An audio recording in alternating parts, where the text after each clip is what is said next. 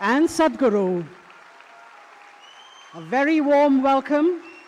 प्रधानमंत्री श्री नरेंद्र मोदी और सद्गुरु, हम गर्मजोशी से आपका स्वागत करते हैं।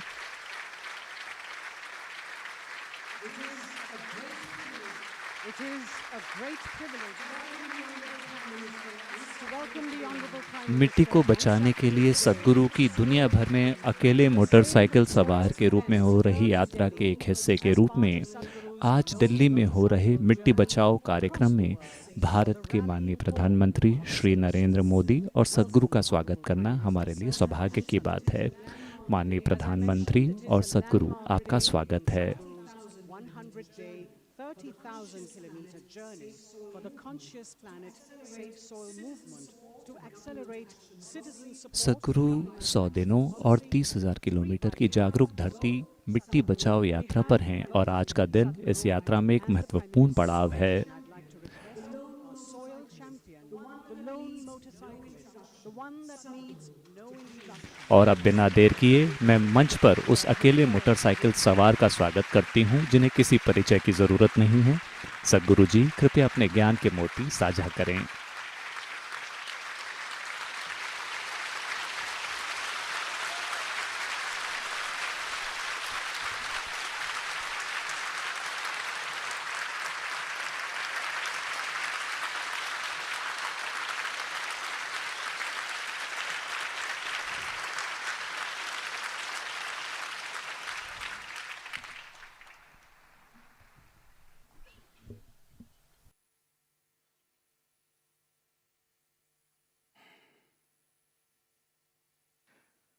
कालो न जानाति तव जननं, कालो न जानाति तव समापनं, दृष्टो मया तव महाकारः योगेश्वर काल काल, योगेश्वर काल काल। नमस्कारम। और हमारे प्रिय प्रधानमंत्री जी का हम हार्दिक स्वागत करते हैं।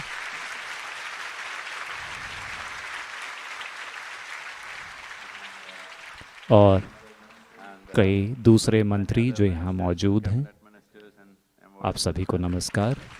सभी महानुभाव जो यहाँ मौजूद हैं, सभी को नमस्कार। और सबसे बढ़कर वे सभी शानदार वॉलंटियर्स जिन्होंने जो इस अभियान का समर्थन करते रहे हैं।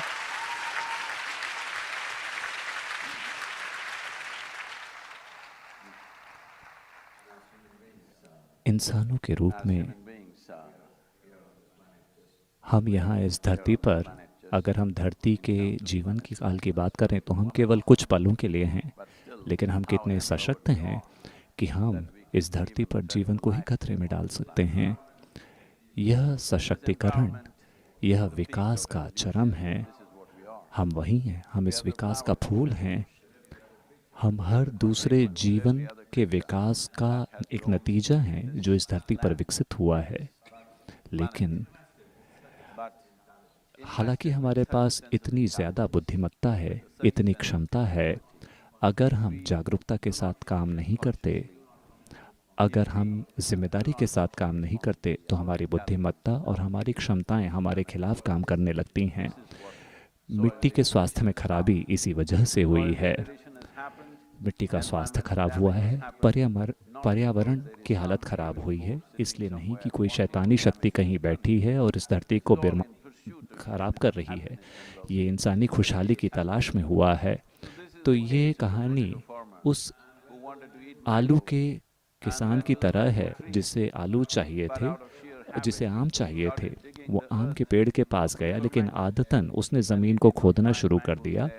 जब उससे आम नहीं मिले तो उसने तेज़ी के साथ खोदना शुरू कर दिया और धीरे धीरे पेड़ ही उसके सिर पर गिर गया।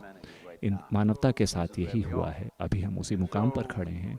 तो हमें से हर एक व्यक्ति, जाने में या अनजाने में, हम इस विनाश के एक पार्टनर हैं। इसे बदलने का सिर्फ एक ही तरीका है कि हम सभी को, हम में से एक को समाधान का हिस्सा बनना होगा। इसका कोई दूसरा तरीका नहीं है। इसी आधार पर मिट्टी बचाओ अभियान की शुरुआत की गई और पिछले 2.5 सालों में मैं दुनिया भर के कई कृषि मंत्रालयों से बात करता रहा हूँ और मुझे ये जानकर बहुत सख्ता लगा कि इस दुनिया के 85% लोग अभी भी मिट्टी को एक निर्जीव चीज़ मानते हैं जिसे कोई रसायन डालकर या निकाल कर ठीक किया जा सकता है। लेकिन इस संस्कृति में हमने हमेशा से मिट्टी को अपनी माँ कहा है।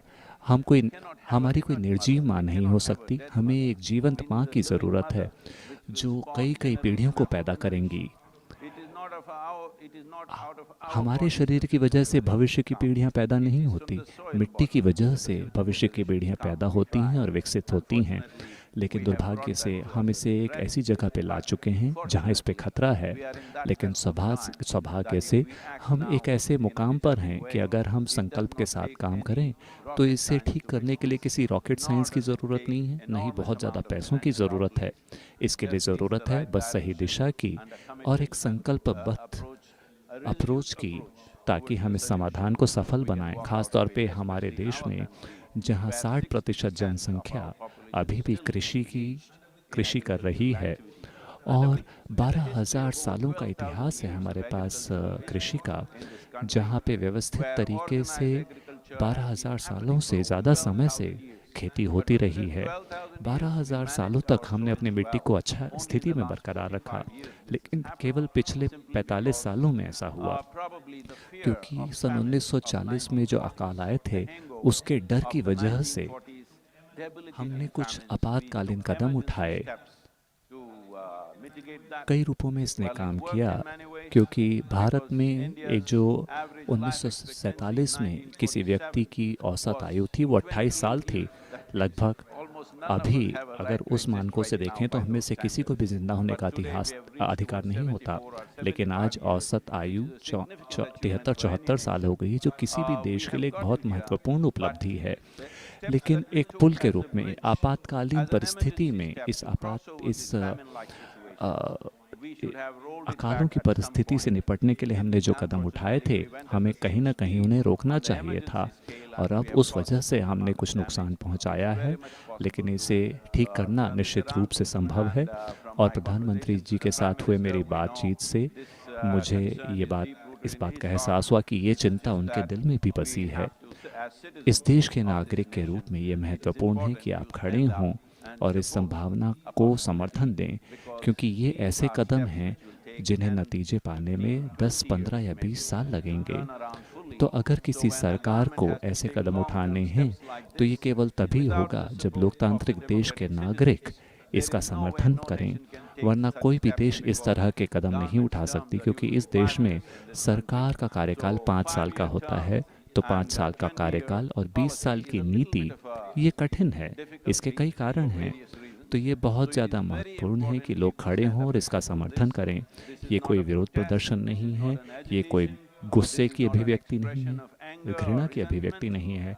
ये हमारे प्यार और जिम्मेदारी की अभिव्यक्ति है उस जीवन के प्रति जो हम हैं, वो जीवन जो हमारे आसपास है और वो जीवन जो हमारे बाद आएगा। ये बहुत ज़्यादा महत्वपूर्ण है। हम भावी पीढ़ियों को खतरे में डाल रहे हैं। इस दुनिया का हर जिम्मेदार वैज्ञानिक ये कह रहा है कि अगले 60 सालों में दुनिया की 90% मिट्टी खराब हो चुकी होगी और ये कोई बहुत अच्छी भविष्यवाणी नहीं है। निश्चित रूप से इसे बदला जा सकता है ज़रूरी नीतियों के साथ, और इसके लिए बहुत ज़्यादा पैसों की ज़रूरत नहीं है। इसके लिए सिर्फ फोकस की ज़रूरत है, संकल्पबद्ध कार्य की ज़रूरत है, और मुझे पूरा विश्वास है कि आज भारत इसमें पूरी तरह से समर्थ है और हमारा नेतृत्व इतना शक्तिशाली है कि हम इस तरह के कदम उठा सकते हैं। तो ये होपलेसनेस का हमें बस अपनी कमर कसनी है और ज़रूरी काम करना है और समाधान की दिशा में आगे बढ़ना है, बजाय समस्या की ओर आगे बढ़ने के। इसके अलावा दुनिया में मैंने ये देखा है कि मैं जहाँ कहीं भी पिछले 2.5-3 सालों में गया हूँ, मैं कई लोगों से मैंने मुलाकातें की हैं, पर्यावरण मंत्रियों से, कृषि मंत्रियों से और कई ब्यूरोक्रेट्स से। हर किसी को समस्या पता है, आमतौर पर हर किसी को समाधान भी पता है। तो मुझे इस बात का एहसास हुआ कि हर किसी को समस्या पता है, हर किसी को समाधान पता है, लेकिन वो बस इंतज़ार कर रहे हैं कि कोई बेवकूफ़ आए और बिल्ली के गले में घंटी बांधे।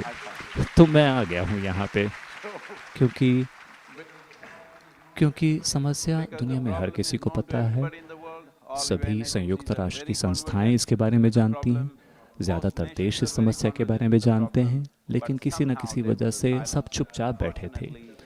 सौभाग्य से पिछले 75 दिनों में, ये भारत का 75वां दिन है और ये मेरा सौभाग्य है कि इस यात्रा के 75वें दिन मैं नई दिल्ली में हूँ।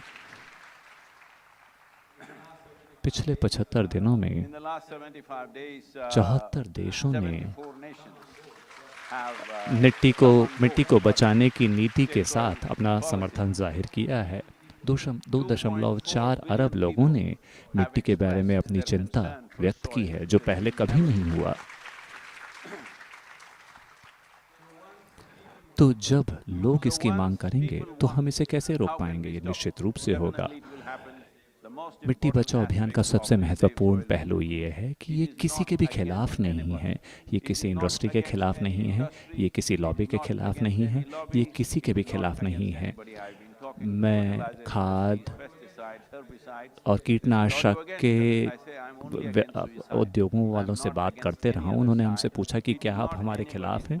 मैंने कहा मैं सिर्फ आत्महत्या के खिलाफ हूँ। हम बस इतना चाहते हैं कि मिट्टी जीवित रहे, समृद्ध रहे। क्या किसान समृद्ध मिट्टी के खिलाफ है? नहीं। बात केवल इतनी है कि किसान की अर्थव्यवस्था इतनी नाजुक है कि उसमें बदलाव लाना बहुत मुश्किल है। अगर आर्थिक सहायता देते हुए नीतियां बनाई जाती हैं तो निश्चित रूप से किसान इसका समर्थन करेंगे। हमने बड़े पैमाने पर पूरी दुनिया के किसानों से बात की है और हमने पाया कि हर कोई इसके बारे में सकारात्मक है। बात केवल इतनी है कि उन्हें आर्थिक मदद चाहिए, जिसे इस देश में ये कोई बहुत बड़ा खर्च नहीं है। बात केवल इतनी है कि अगर कवर क्रॉप्स लगाई जाएं, जो 40-45 साल पहले हमारे भारत में वैसे भी होता था, अगर कवर क्रॉप्स लाई जाती हैं तो मिट्टी की जैविक तत्व 6 से 8 सालों में 3 से 6% बढ़ जाएंगी। अगर गर्मी में इतना होता है तो 1.5 से 2 इंच की ह्यूमस बढ़ जाएगी और इस समस्या का समाधान निकल जाएगा। ये बहुत ही सरल तरीका है। अगर आप इसे ज़्यादा तेज़ी के साथ करना चाहते हैं तो शायद ज़्यादा खर्च करना पड़े, लेकिन इसे सरलतम तरीके से करने का तरीका है कवर क्रॉप्स लगाना। अभी मई का महीना है। अगर आप भारत के ऊपर हवाई यात्रा करते हैं तो आप देखेंगे कि पश्चिमी घाटों और पूर्वी प्रांतों को छोड़ के बाकी का पूरा देश भूरे मरुस्थल की तरह दिखता है। भारत को ऐसा नहीं देखना चाहिए। मौसम चाहे जो भी हो, धरती पर हरी पत्तियां होनी चाहिए। भारत में इसी तरीके से कृषि की जाती थी, लेकिन दुर्भाग्य से किसी भी कारण से हमने इन चीज़ों को छोड़ दिया। ये देखने के बजाय कि दोष किसे दिया जाए, ये देखने के बजाय कि ये समस्या किसने पैदा की, हम सभी समस्या का स्रोत रहें और हम सभी को समाधान का स्रोत भी बनना चाहिए। मैं एक बार फिर प्रधानमंत्री जी को धन्यवाद करना चाहूँगा। प्रधानमंत्री जी ने सोलर अलायंस की शुरुआत की है। मुझे लगता है कि एक बहुत अच्छा मौका है। पूरे देश दुनिया के नेताओं से मैंने बात किया कि भारत और भारत के प्रधानमंत्री एक नेतृत्व की भूमिका निभा सकते हैं पूरी दुनिया में मिट्टी को पुनर्जीवित करने के लिए। G20 से शुरुआत करते हुए, G20 का नेतृत्व अगले साल हमारे पास होने वाला है, तो निश्चित रूप से वहाँ से शुरुआत की जा सकती है। आपके ज्ञानवर्धक शब्दों के लिए धन्यवाद सद्गुरु। और जैसा कि उन्होंने कहा, 2.5 अरब लोग इस अभियान के साथ जुड़ चुके हैं और 74 देशों ने इसे अपना समर्थन दिया है। ये एक ऐसा अभियान है जिसने पूरी दुनिया को साथ लाया है, पूरी दुनिया के सभी लोगों को साथ लाया है और सभी साथ मिलके इसकी दिशा में काम कर रहे हैं, क्योंकि हम में से हर एक पर इसका प्रभाव पड़ रहा है। उनका संदेश बहुत सरल है। अगर हम इस दुनिया में जीवन को बरकरार रखना चाहते हैं, मिट्टी को बचाना अनिवार्य है। हम सभी के पास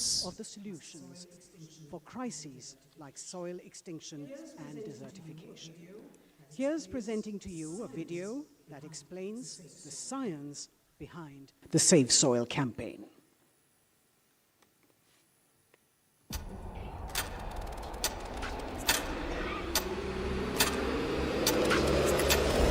What we are facing now is soil extinction. In most countries, more than 50% of the topsoil is already gone. Every responsible scientist in the world is clearly saying by 2045, we will be producing 40% less food. 300,000 farmers committed suicide. What else does it take to stir your humanity? UNFAO is saying the food that we are eating belongs to the unborn child. Eating away the food of that life is the worst possible way to live, isn't it?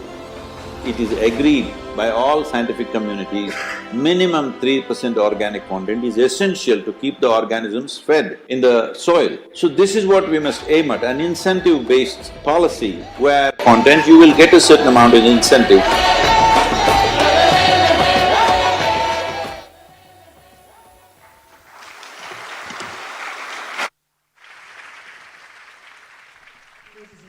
देवियों और सज्जनों, जैसा कि मैंने पहले कहा, 2015 में माननीय प्रधानमंत्री श्री नरेंद्र मोदी ने उर्वरकों के संतुलित उपयोग और सही पोषक तत्वों के उपयोग के माध्यम से किसानों को मिट्टी की गिरावट को रोकने में मदद करने के लिए राष्ट्रव्यापी योजना शुरू की थी।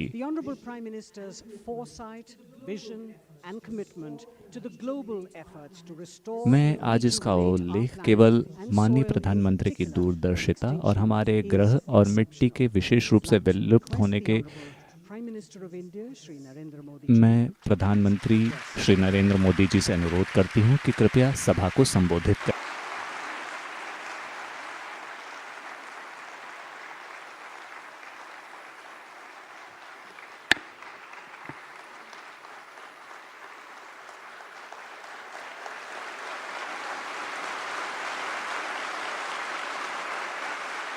नमस्कार। आप सभी को, पूरे विश्व को विश्व पर्यावरण दिवस की बहुत बहुत शुभकामनाएं।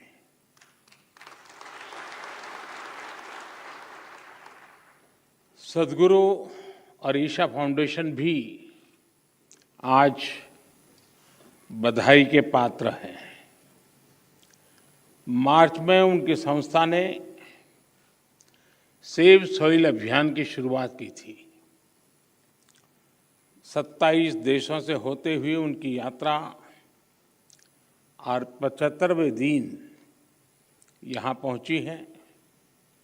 आज जब देश अपनी आज़ादी के 75वें वर्ष का पर्व मना रहा है, इस अमृत काल में नए संकल्प ले रहा है, तो इस तरह के जन अभियान बहुत अहम हो जाते हैं।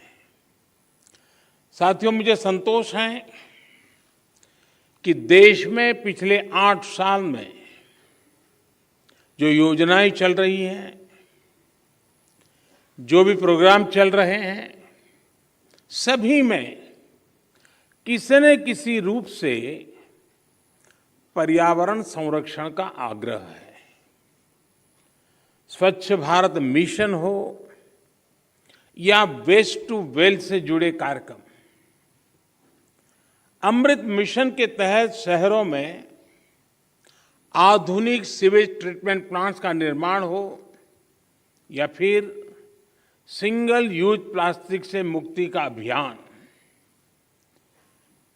या नमामि गंगे के तहत गंगा स्वच्छता का अभियान, one sun one grid solar energy पर फोकस हो या इथेनॉल के उत्पादन और ब्लेंडिंग, दोनों में वृद्धि, पर्यावरण रक्षा के भारत के प्रयास बहुआयामी रहे हैं। और भारत ये प्रयास तब तक कर रहा है जब दुनिया ने आज जो क्लाइमेट के लिए दुनिया परेशान है, उस बर्बादी में हम लोगों की भूमिका नहीं है, हिंदुस्तान की भूमिका नहीं है। विश्व के बड़े और आधुनिक देश न केवल धरती के ज्यादा से ज्यादा संसाधन का दोहन कर रहे हैं, बल्कि सबसे ज्यादा कार्बन एमिशन भी उन्हीं के खाते में जाता है।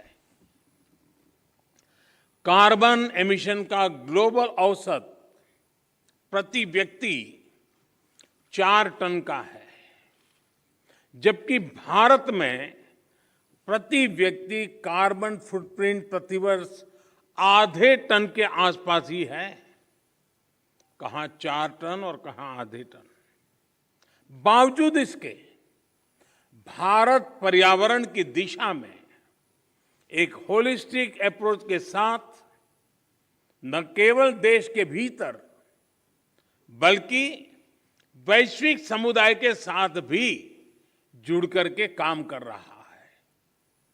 अंतर्राष्ट्रीय स्तर पर भारत ने coalition for disaster resilient infrastructure CDRI और जैसे अभी सदगुरु जी ने कहा इंटरनेशनल सोलर अलायंस ISA के निर्माण का नेतृत्व किया है।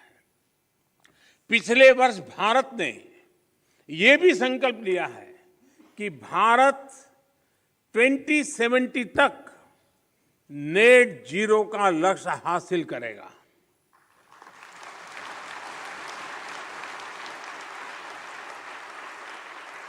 साथियों, मिट्टी या ये भूमि हमारे लिए पंच तत्वों में से एक है। हम माटी को गर्व के साथ अपने माथे से लगाते हैं। इसी में गिरते हुए खेलते हुए हम बड़े होते हैं। माटी के सम्मान में कोई कमी नहीं है। माटी की अहमियत को समझने में कोई कमी नहीं है। कमी इस बात को स्वीकारने में है कि मानव जाति जो कर रही है उससे मिट्टी को कितना नुकसान हो रहा है, उसकी समझ का एक गैप रह गया है। और अभी सदगुरु जी कह रहे थे कि सबको पता है समस्या क्या है। हम लोग जब छोटे थे तो सिलेबस में किताब में एक पाठ्यक्रम के में एक पाठ पढ़ाया जाता था। गुजराती में मैंने पढ़ा है, बाकियों ने अपनी भाषा में पढ़ा हो शायद। कहीं रास्ते पर एक पत्थर पड़ा था, लोग जा रहे थे, कोई गुस्सा कर रहा था, कोई उस पर लात मार देता था। सब कहते थे देखिए किसने पत्थर रखा, कहाँ से पत्थर आया, दे समझते नहीं वगैरह। लेकिन कोई उसको उठा करके साइड में नहीं रखता था। एक सज्जन निकले, उनको लगा कि चलो भाई सदगुरु जैसा कोई आ गया होगा।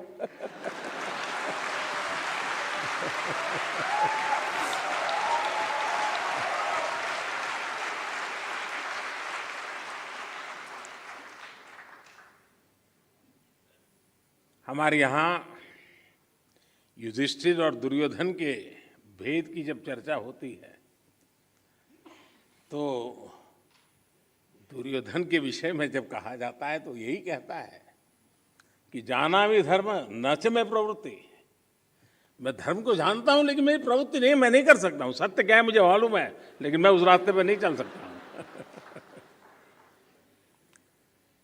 तो समाज में जब ऐसी प्रवृत्ति बढ़ जाती है तो ऐसा संकट आता है तो एक सामूहिक अभियान से समस्याओं के समाधान के लिए रास्ते खोजने होते हैं।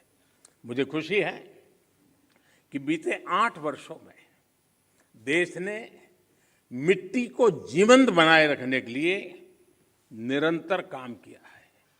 मिट्टी को बचाने के लिए हमने 5 प्रमुख बातों पर फोकस किया है। पहला, मिट्टी को केमिकल फ्री कैसे बनाएं। दूसरा, मिट्टी में जो जीव रहते हैं जिन्हें तकनीकी भाषा में आप लोग सॉइल ऑर्गेनिक मैटर कहते हैं, उन्हें कैसे बचाएं। और तीसरा, मिट्टी की नमी को कैसे बनाए रखे, उस तक जल की उपलब्धता कैसे बढ़ाएं। चौथा, भूजल कम होने की वजह से मिट्टी को जो नुकसान हो रहा है उसे कैसे दूर करें।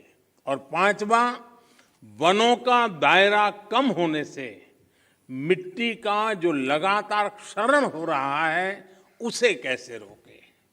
साथियों, इन सब बातों को ध्यान में रखते हुए ही देश में बीते वर्षों में जो सबसे बड़ा बदलाव हुआ है वो है देश की कृषि नीति में।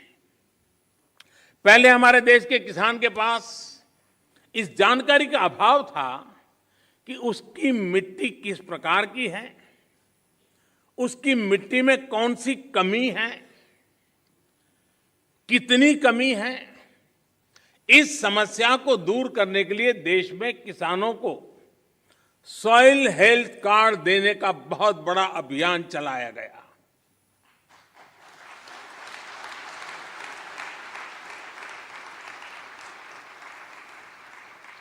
अगर हम किसी को, मनुष्य को हेल्थ कार्ड दें ना, तो भी अखबार में हेडलाइन बन जाएगी कि मोदी सरकार ने कुछ अच्छा काम किया। ये देश ऐसा है जो सॉइल हेल्थ कार्ड दे रहा है, लेकिन मीडिया की नजर अभी कम है।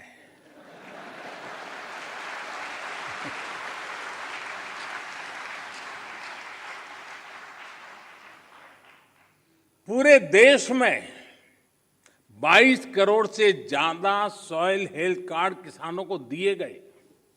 और सिर्फ कार्ड ही नहीं दिए, बल्कि देश भर में सॉइल टेस्टिंग से जुड़ा एक बहुत बड़ा नेटवर्क भी तैयार हुआ है।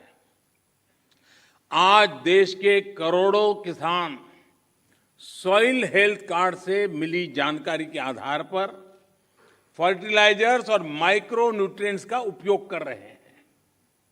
इससे किसानों को लागत में 8 से 10% की बचत हुई है और उपज में 5 से 6% की बढ़ोतरी देखी गई है। यानी जब मिट्टी स्वस्थ हो रही है, तो उत्पाद भी बढ़ रहा है। मिट्टी को लाभ पहुंचाने में यूरिया की 100% नीम कोटिंग ने भी बहुत फायदा पहुंचाया है। माइक्रो इरिगेशन को बढ़ावा देने की वजह से, अटल भू योजना की वजह से देश के अनेक राज्यों में मिट्टी की सेहत भी संभल रही है। कभी कभी कुछ चीजें, अब मान लीजिए कोई 1.5-2 साल का बच्चा बीमार है, तबीयत ठीक नहीं हो रही है, वेट नहीं बढ़ रहा है, ऊंचाई में भी कोई फर्क नहीं आता है, और मां को कोई कहे कि जरा इसकी चिंता करो, और उसको कहीं सुना हो कि भाई स्वास्थ्य के लिए दूध वगैरह चीजें अच्छी होती हैं, और मान लो वो हर दिन 10-10 लीटर दूध में उसको स्नान करवा दे, तो उसका स्वास्थ्य ठीक होगा क्या? लेकिन अगर कोई समझदार मां एक चम्मच थोड़ा सा दूध उसको पिलाती जाए, दिन में 2 बार, 5 बार, 7 बार, एक चम्मच, तो धीरे धीरे फर्क नजर आएगा। ये फसल का भी ऐसा ही है, पूरा पानी भर करके फसल को डुबो देने से फसल अच्छी होती है ऐसा नहीं है। बूंद बूंद पानी पिलाया जाए तो फसल ज्यादा अच्छी होती है। पर ड्रॉप मोर क्रॉप।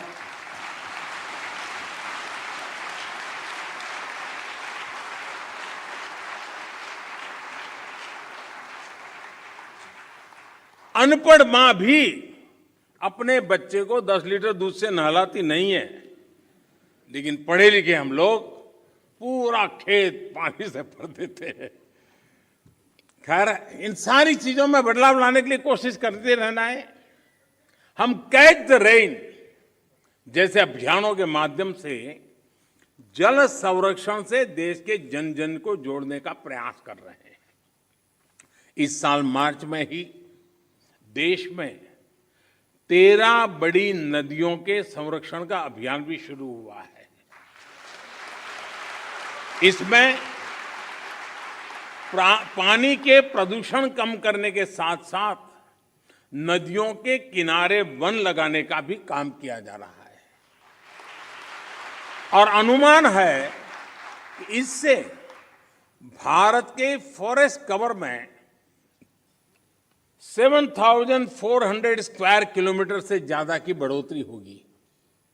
बीते 8 वर्षों में भारत ने अपना जो फॉरेस्ट कवर 20,000 स्क्वायर किलोमीटर से ज्यादा बढ़ाया है, उसमें ये और मदद करेगा। साथियों, भारत आज बायोडायवर्सिटी और वाइल्ड लाइफ से जुड़ी जिन नीतियों पर चल रहा है, उसने वन्य जीवों की संख्या में भी रिकॉर्ड वृद्धि की है। आज चाहे टाइगर हो, लायन हो, लेपर्ड हो या फिर एलिफेंट, सभी की संख्या देश में बढ़ रही है।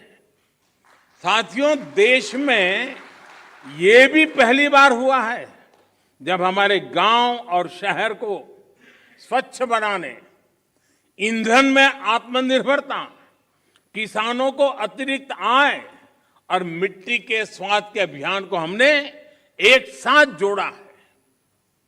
गोवर्धन योजना ऐसा ही एक प्रयास है। और जब मैं गोवर्धन योजना बोलता हूं तो कुछ सेक्युलर लोगों को सवाल उठेगा कि ये कौन सा गोवर्धन ले आया है।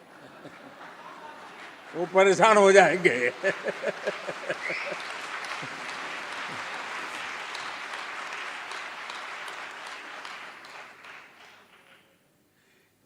इस गोवर्धन योजना के तहत बायोगैस प्लांट्स गोबर और खेती से निकलने वाले अन्य कचरे को ऊर्जा में बदला जा रहा है। कभी आपको काशी विश्वनाथ के दर्शन के लिए जाएं तो वहां एक गोवर्धन का भी प्लांट कुछ किलोमीटर दूरी पर लगा है, जरूर देख के आइए। इससे जो जैविक खाद बनती है वो खेतों में काम आ रही है। मिट्टी पर अतिरिक्त दबाव बनाए बिना हम पर्याप्त उत्पादन कर सके, इसके लिए बीते 7-8 सालों में 1600 से ज्यादा नई वैरायटी के बीज भी किसानों को उपलब्ध कराए गए हैं। साथियों, नेचुरल फार्मिंग में भी हमारी आज की चुनौतियों के लिए एक बहुत बड़ा समाधान है। इस साल के बजट में हमने तय किया है कि गंगा के किनारे बसे गांवों में नेचुरल फार्मिंग को प्रोत्साहित करेंगे। नेचुरल फार्मिंग का एक विशाल कॉरिडोर बनाएंगे। हमारे देश में इंडस्ट्रियल कॉरिडोर हमने सुना है, डिफेंस कॉरिडोर हमने सुना है। हमने एक नया प्रारंभ किया है गंगा के तट पर एग्रीकल्चर कॉरिडोर का, नेचुरल फार्मिंग का। इससे हमारे खेत तो केमिकल फ्री होंगे ही, नमामि गंगे अभियान को भी नया बल मिलेगा। भारत वर्ष 2030 तक 26 मिलियन हेक्टेयर बंजर जमीन को रिस्टोर करने के लक्ष्य पर भी काम कर रहा है। साथियों, पर्यावरण की रक्षा के लिए आज भारत नए इनोवेशंस, प्रो एनवायरमेंट टेक्नोलॉजी पर लगातार जोर दे रहा है। आप सभी ये जानते हैं कि प्रदूषण कम करने के लिए हम BS5 नॉर्म पर नहीं आए, बल्कि BS4 से सीधे BS6 पर हम जंप लगा दिया। हमने जो देश भर में LED बल्ब देने के लिए उजाला योजना चलाई, उसकी वजह से सालाना लगभग 40 मिलियन टन कार्बन एमिशन कम हो रहा है। सिर्फ लट्टू के बदलने से घर में अगर सब लोग जुड़ जाएं, सबका प्रयास कितना बड़ा परिणाम लाता है। भारत फॉसिल फ्यूल पर अपनी निर्भरता को कम से कम करने का प्रयास कर रहा है। हमारी ऊर्जा जरूरतें रिन्यूएबल सोर्सेज से पूरी हो, इसके लिए हम तेजी से बड़े लक्ष्यों पर काम कर रहे हैं। हमने अपनी इंस्टॉल्ड पावर जनरेशन कैपेसिटी का 40% non fossil fuel based sources से हासिल करने का लक्ष्य तय किया था। ये लक्ष्य भारत ने तय समय से 9 साल पहले ही हासिल कर लिया है।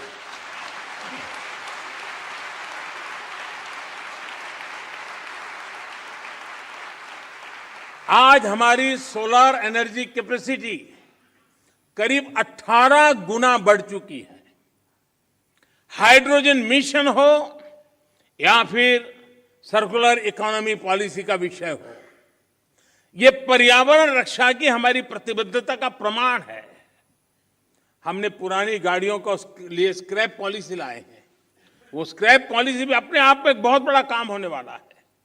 साथियों, अपने इन प्रयासों के बीच आज पर्यावरण दिवस के दिन भारत ने एक और उपलब्धि हासिल की है और ये मेरा सौभाग्य है कि खुशखबरी देने के लिए मुझे आज बहुत उचित मंच मिल गया है।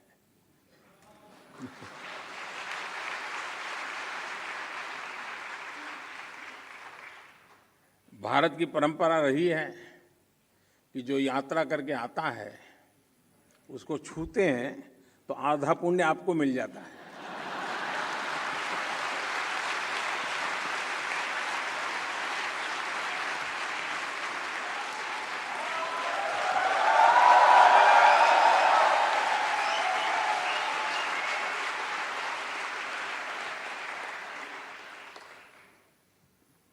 ये खुशखबरी मैं आप जरूर सुनाऊंगा और देश को और दुनिया के लोगों को भी आनंद आएगा।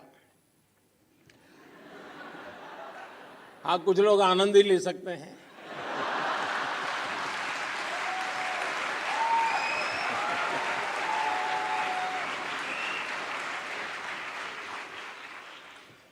आज भारत ने पेट्रोल में 10% इथेनॉल ब्लेंडिंग के लक्ष्य को प्राप्त कर लिया है।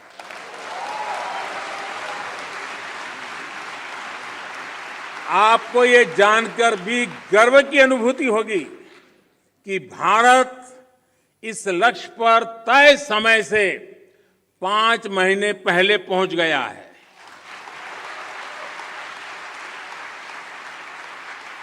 ये उपलब्धि कितनी बड़ी है, इसका अंदाजा आप इसी से लगा सकते हैं कि साल 2014 में भारत में सिर्फ 1.5% इथेनॉल की पेट्रोल में ब्लेंडिंग होती थी। इस लक्ष्य पर पहुंचने की वजह से भारत को 3 सीधे फायदे हुए हैं। एक तो इससे करीब 27 लाख टन कार्बन एमिशन कम हुआ है।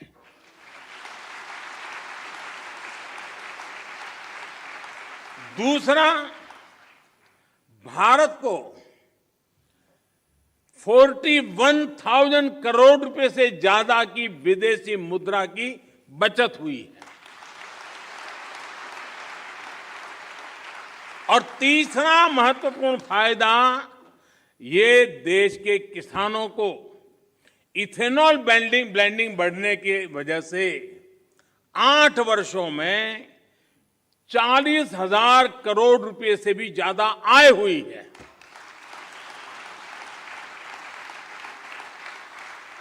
मैं देश के लोगों को, देश के किसानों को, देश की ऑयल कंपनियों को इस उपलब्धि के लिए बधाई देता हूं।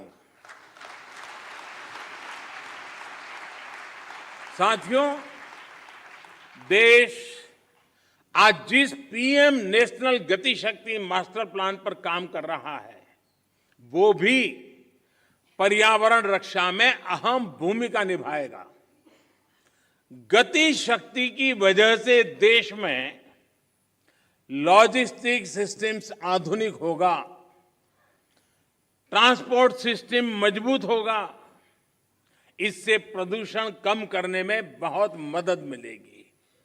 देश में मल्टी मॉडल कनेक्टिविटी हो 100 से ज्यादा नए वाटर वे के लिए काम हो, ये सभी पर्यावरण की रक्षा और क्लाइमेट चेंज की चुनौती से निपटने में भारत की मदद करेंगे। साथियों, भारत के इन प्रयासों, इन अभियानों का एक और पक्ष है जिसकी चर्चा बहुत कम होती है। ये पक्ष है ग्रीन जॉब्स। भारत जिस प्रकार पर्यावरण हित में फैसले ले रहा है, उन्हें तेजी से लागू कर रहा है, वो बड़ी संख्या में ग्रीन जॉब्स के अवसर भी बना रहे हैं। ये भी एक अध्ययन का विषय है कि जिसके बारे में सोचा जाना चाहिए। साथियों, पर्यावरण की रक्षा के लिए, धरती की रक्षा के लिए, मिट्टी की रक्षा के लिए जन चेतना जितनी ज्यादा बढ़ेगी, उतना ही बेहतर परिणाम मिलेगा। मेरा देश और देश की सभी सरकारों से, सभी स्थानीय निकायों से, सभी स्वयंसेवी संस्थाओं से आग्रह है कि अपने प्रयासों में स्कूल कॉलेजेस को जोड़िए, एनएसएस एनसीसी को जोड़िए। आजादी के अमृत महोत्सव में जल संरक्षण से जुड़ा एक आग्रह और भी करना चाहता हूं। अगले साल 15 अगस्त तक देश के हर जिले में कम से कम एक जिले में, हर जिले में कम से कम 75 अमृत सरोवर के निर्माण का काम आज देश में चल रहा है। 50,000 से ज्यादा अमृत सरोवर आने वाली पीढ़ियों के लिए वाटर सिक्योरिटी सुनिश्चित करने में मदद करेंगे। ये अमृत सरोवर अपने आसपास मिट्टी में नमी को बढ़ाएंगे, वाटर टेबल को नीचे जाने से रोकेंगे और इनसे बायोडायवर्सिटी भी इंप्रूव होगी। इस विराट संकल्प में आप सभी की भागीदारी कैसे बढ़ेगी, इस पर जरूर विचार हम सब एक नागरिक के नाते करें। साथियों, पर्यावरण की सुरक्षा और तेज विकास सभी के प्रयासों से संपूर्णता की अप्रोच से ही संभव है। इसमें हमारी लाइफस्टाइल की क्या भूमिका है, हमें कैसे उसे बदलना है, इसे लेकर मैं आज शाम को एक कार्यक्रम में बात करने वाला हूं, विस्तार से कहने वाला हूं, क्योंकि वो अंतर्राष्ट्रीय मंच पर मेरा कार्यक्रम है। Lifestyle for the environment, mission life. इस शताब्दी की तस्वीर, इस शताब्दी में धरती का भाग्य बदलने वाला एक मिशन का आरंभ। ये P3 यानी प्रो प्लेनेट पीपल मूवमेंट होगा। आज शाम को लाइफस्टाइल फॉर द एनवायरमेंट के ग्लोबल कॉल फॉर एक्शन का लॉन्च हो रहा है। मेरा आग्रह है कि पर्यावरण की रक्षा के लिए सचेत हर व्यक्ति को इससे जरूर जुड़ना चाहिए, वरना हम एसी भी चलाएंगे और रजाई भी ओढ़ेंगे और फिर पर्यावरण के सेमिनार में बढ़िया भाषण भी देंगे। साथियों, आप सभी मानवता की बहुत बड़ी सेवा कर रहे हैं। आपको सिद्धि मिले। सदगुरु जी ने जो लंबी ये यानी मेहनत वाली यात्रा है, बाइक पे, वैसे उनका बचपन से शौक रहा है ये, लेकिन फिर भी काम बड़ा कठिन होता है। क्योंकि मैं कभी यात्राओं को ऑर्गेनाइज करता रहता था और मैं कहता था मेरी पार्टी में कि एक यात्रा को चलाना मतलब 5-10 साल उम्र कम कर देना, इतनी मेहनत पड़ती है। सदगुरु जी ने यात्रा की, अपने आप में बहुत बड़ा काम किया है। और मुझे पक्का विश्वास है कि दुनिया को मिट्टी के प्रति स्नेह तो पैदा हुआ ही होगा, लेकिन भारत की मिट्टी की ताकत का भी परिचय मिला होगा।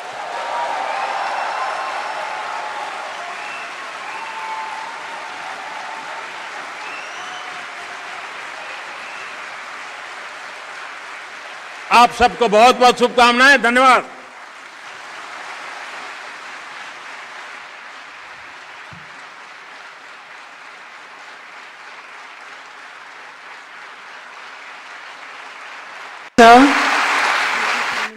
श्रीमान प्रधानमंत्री महोदय, आपके समर्थन और मार्गदर्शन के लिए धन्यवाद।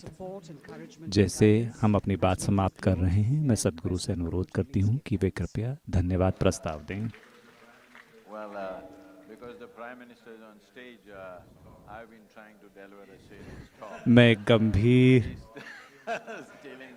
गंभीर भाषण देने की कोशिश कर रहा था, लेकिन अपने हम चाहे देश के लिए खाद्य सुरक्षा तय करना चाहते हों, जैव विविधता बढ़ाना चाहते हों, किसानों की आय बढ़ाना चाहते हों, इसके लिए मिट्टी को बचाना बहुत महत्वपूर्ण है।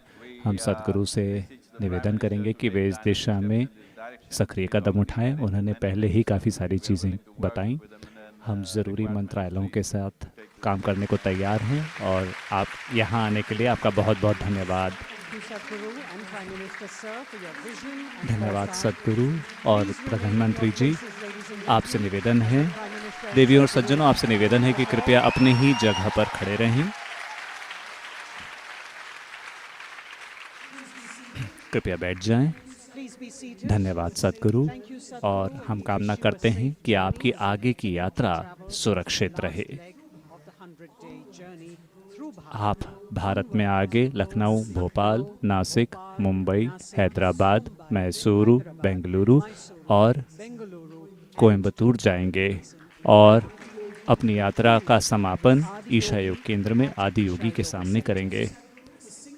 धन्यवाद सद्गुरु। अकेले ही आपने इतने बड़े मिशन को अपने हाथ में लिया है। कृपया हमारे साथ रहें। हम आपके साथ लंदन से नई दिल्ली तक 27 देशों में सद्गुरु की सेव सॉइल रैली की झलकियां साझा कर रहे हैं। हम आपको आज शाम 6 से 8 बजे इंदिरा गांधी इंडोर स्टेडियम में आयोजित होने वाले शाम के सार्वजनिक कार्यक्रम में शामिल होने के लिए भी आमंत्रित करना चाहते हैं। प्रवेश उन लोगों के लिए प्रतिबंधित है जिन्होंने इस कार्यक्रम के लिए वेबसाइट पर रजिस्ट्रेशन करवाया है। हमारे पास अभी भी कुछ सीटें शेष हैं। अगर आप भाग लेना चाहते हैं तो कृपया कॉन्शियस प्लैनेट की वेबसाइट पर रजिस्टर करें slavesoil.co/delhi। इस वीडियो का आनंद लें। कृपया बैठे रहें। कृपया बैठे रहें। Ladies and gentlemen.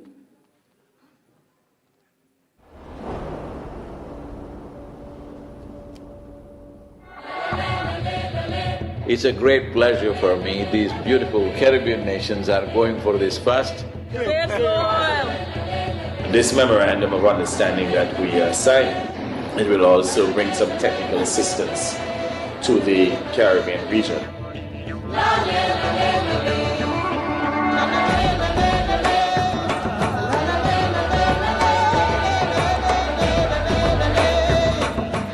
This is